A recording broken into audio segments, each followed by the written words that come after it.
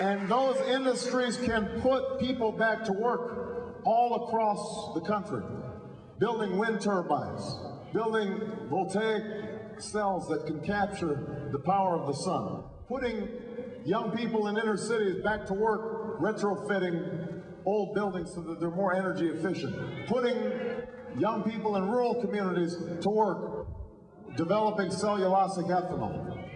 We can drive this economy for generations to come and save the planet in the bargain if we've got a president who's serious about it. And if we've got a president who is willing to talk to the American people about the choices we confront. You know, if we increased fuel efficiency standards on cars to 40 miles per gallon, we would save the equivalent of all the oil we import from the Persian Gulf. Imagine what that would do for not just our economy, but for our environment and our national security. So we're going to do that. I have to tell you that when I made this proposal, I didn't do it in front of some environmental group. I did it in Detroit in front of the automakers, and who have been fighting fuel efficiency for years. The room was really quiet. Nobody clapped. But that's okay, because part of what you need in a president is somebody who will not just tell you what they think you want to hear, but will tell you what you need to hear. Will tell you the truth about how we need to move the country forward. That's the kind of president I want to be.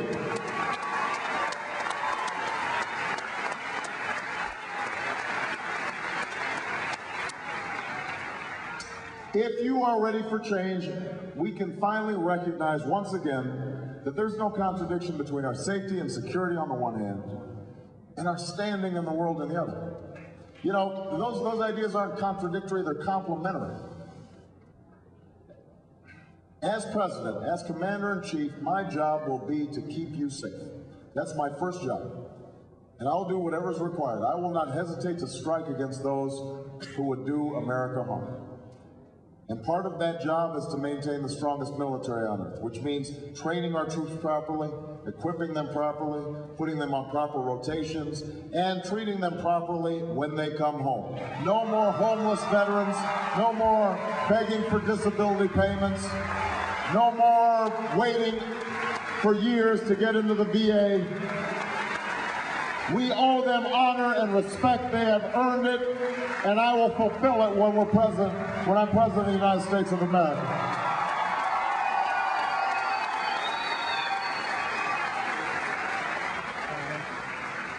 But part of the job of keeping you safe is also using our military wisely.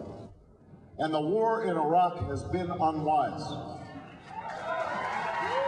It has been unwise. It has distracted us from Al-Qaeda in Afghanistan, which is stronger now than any time since 2001. It has fanned the flames of anti-American sentiment. It has been a recruiting tool for terrorists. It has cost us billions and billions of dollars. By the time this is over, it will cost us close to $2 trillion, maybe more. Money that could have revamped our entire homeland security. They could have revamped our infrastructure, strengthened our economy, all of which would have made us safer. It's cost us thousands of lives, and thousands more have been grievously wounded. This has been an unwise war, which is why I opposed this war in 2002, and that's why I will end this war in 2009 and bring our troops home. It is time to end the war.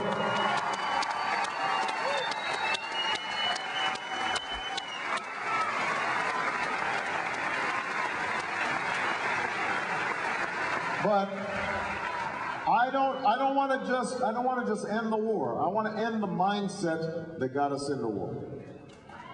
You know, I am tired of this politics of fear that has dominated for so long.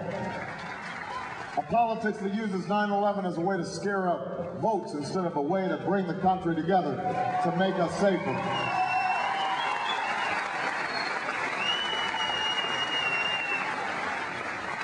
We have very real enemies out there. But I've said, and I said this early in the campaign, I would not just meet with our friends, I would meet with our enemies. that I wouldn't just meet with leaders I liked, but I would meet with leaders that I didn't like the leaders of Iran. And you know, some people in Washington said, "Oh, you can't do that. That would be irresponsible." And I said, "Watch me. I will do this." Because I remember what John F. Kennedy once said. He said, "We can never negotiate out of fear, but we should never fear to negotiate." Strong countries and strong presidents talk to their adversaries and tell them where America stands and try to resolve differences without resort to war, and that's what I will do as President of the United States.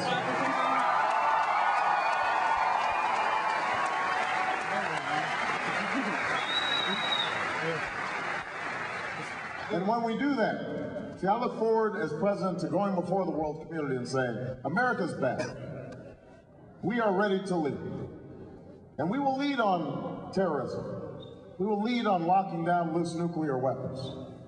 We will lead in building coalitions and alliances. But we will also lead on helping poor countries deal with the devastation of HIV/AIDS. We will also lead on helping to build schools and dig wells around the world so that people have a better future. We will lead on bringing an end to the genocide in Darfur.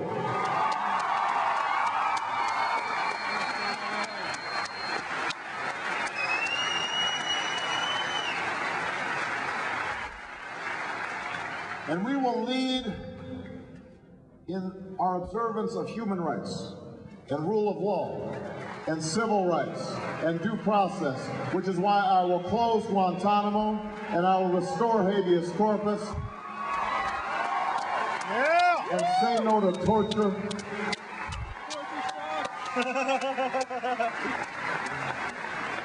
Because if you elect me, you will have elected a president who has taught the Constitution, who believes in the Constitution, will restore and obey the Constitution of the United States of America.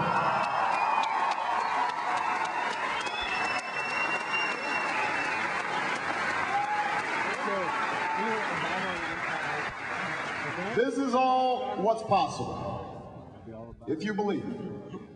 If you believe that we can have a Department of Labor that believes in labor, we can have an Environmental Protection Agency that actually protects the environment. We can have a Federal Emergency Management Agency that knows something about emergency management. We can make a government that works again for ordinary people, not solving every problem. Government can't solve every problem. Government can't, make a parent parent. Parents, you have to do that. You've got to turn off the TV set. You've got to make sure that our kids can learn. Now, government can't force us to show each other respect and to show consideration to others and to be kind. Government can't do everything, but government can help knock down some of the barriers that stand between the American people and their dreams. It can help a little bit in giving people a hand up so that they can find a job that pays a living wage, or they won't go bankrupt when they get sick, or they can send their kids to college, or they can retire with some dignity and some respect. We can do those things, but I have to warn you, before you vote for me, what some of the other folks are saying, because they're telling you shouldn't believe. They say,